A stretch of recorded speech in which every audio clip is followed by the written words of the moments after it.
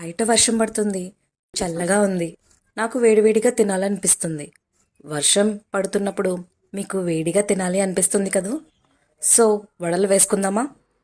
రెగ్యులర్గా వేసుకునే వడలు రొటీన్ టేస్ట్గా ఉంటాయి. సో మరి యూనిక్ టేస్ట్ కావాలి అంటే సీజనల్ ఫ్రూట్స్ ఆర్ సీజనల్ వెజిటేబుల్స్తో వడలు వేసుకుని తింటే మంచి మజా వస్తుంది కదా. నేను పనసపొట్టుతో చేస్తున్నా. సీజన్లో దొరికేవి మళ్ళీ కావాలన్నా దొరకవు కదండి. ప్రకృతిలో లభించే వాటిలో మనకు దొరికే వాటిని అస్సలు మిస్ చేసుకోవద్దు. సరదాగా ఈ వర్షంలో పనసపొట్టు వడలు లాగించి ఒక మంచి టీ వేసేయండి. పచ్చి పనసకాయ రెసిపీస్ వెజిటేరియన్ వాళ్ళకి మంచి టేస్టీ రెసిపీస్. మరిన్ని వీడియోస్ కోసం నా ఛానల్ని సబ్స్క్రైబ్ చేయండి. నచ్చితే లైక్ కొట్టండి. ఉంటాను.